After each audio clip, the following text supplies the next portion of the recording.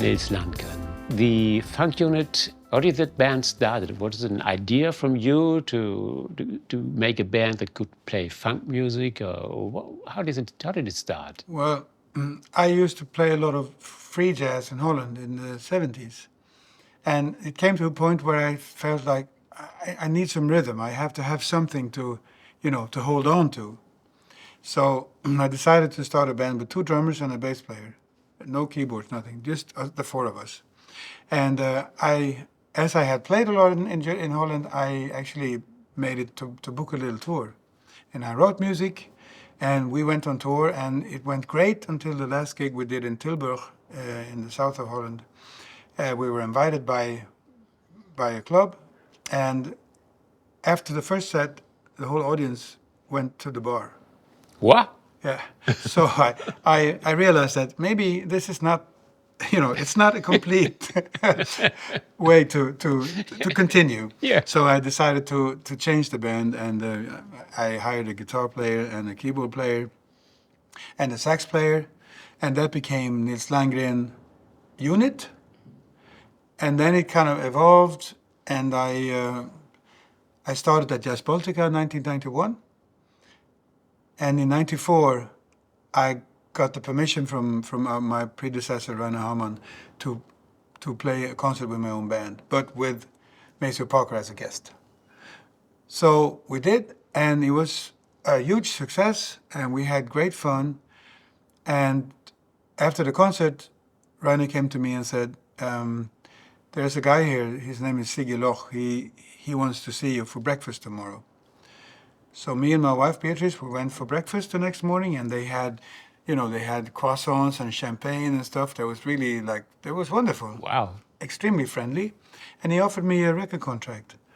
And I thought, wow, this is my chance. I can get out of, just playing in Sweden. Maybe I can, make my territory a little bigger. Yeah. But he said, there's one condition, and you have to change your name from Unit to Funk Unit. And I said, why? He said, you play funk. So that's like the story of the Funk Unit. That's the way it started.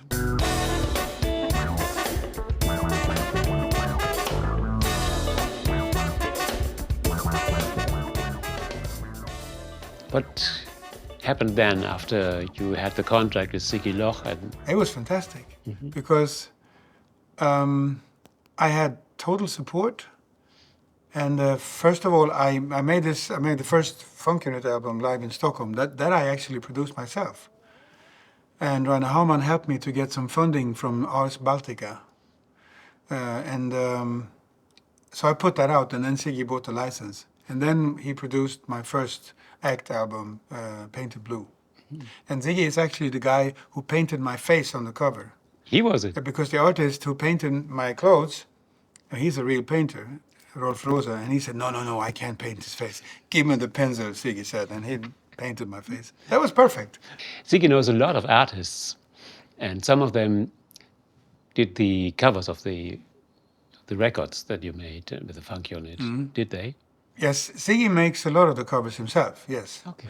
But then he uses other artists. But he very often, he finds a painting or a sculpture or something, and he asks for permission to use it, and then he has this idea of the way it should look like. So that's his thing. So we've had our small controversies regarding those things, but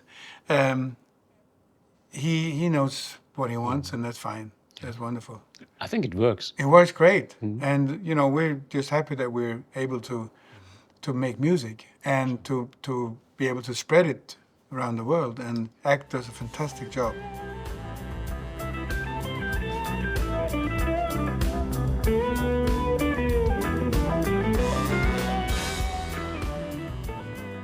And with the Funk Unit on tour, they are all individuals. Every time, every year you have, even if you change the musicians, it's always a special character that you have on stage. Being on tour with them, how is that? Well, it's like being on tour with a school class. When are we going to eat? How far is it? When are we going to eat? How far is it? When are we going to be there? When's sound check? When do we play? How long's the gig? Where's the beer? But I mean, in a very positive way. Yeah. But that's the way it is. We have a very friendly communication, and we understand each other.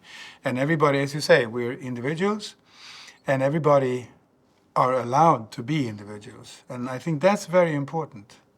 That's a way to keep the band together. You know, we can laugh at each other's strange behaviors, and we can we can solve problems when we have them. We can enjoy being together. We can also enjoy, you know, everybody goes separate ways when we have a couple of hours over, you know, free. So it's a kind of a almost like, you know, it's a little love affair in a way, because we enjoy to make music together, and I mean that's the most important thing. But if you also enjoy to be together outside of the stage, that's even better.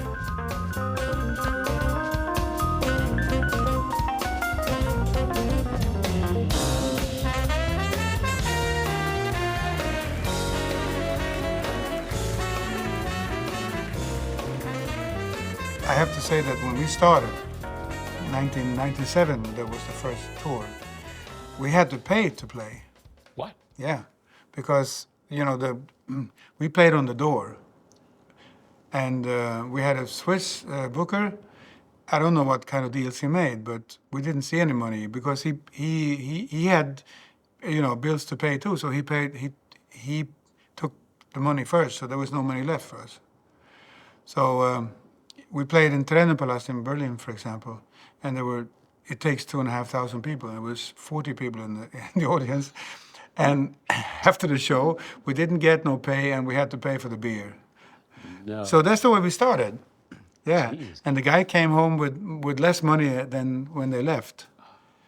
But thanks to the fact that we made the first record, Painted Blue, we sold 3,500 copies on our first tour from the back of the truck. And I mean, it's prescribed now. So, I mean, I think there were, I don't know, 15 marks or something. It was marks at that time. Mm. And all the money after each show, I gave each one the same. I shared the money with them. So at least we had something. But I mean, with the time, I couldn't continue like that because it's very not so, tax authorities would not have liked that. So I stopped. Yeah. So, but that's the way we started. So we had really, those hard times. Long travels, bad hotels, bad pay, good gigs, and friendly people.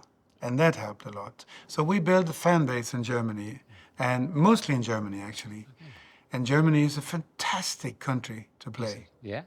It's, to me, it's like the cultural mecca of Europe. Wow, thank you. There's a difference between, for example, Sweden and Germany. When the Swedes see something, you know, like Nils Landgren, who is that? I don't want to see that. And the German says, Nils Landgren, who's that? That sounds interesting. Let's go. So there's like, they're more... Open? Yeah, they're more open to things that they don't know. That's my experience. And I share that with many of my colleagues who also have a career in Germany. So thank you very much for that. That's well, and I thank you for the great music that you always give us. You're welcome. And I hope that the Funk Unit will keep on going, keep on growing.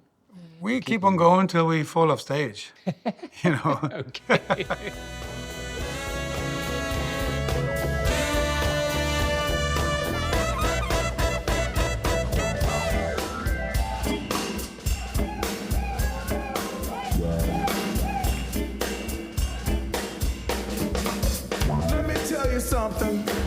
Let me tell you something.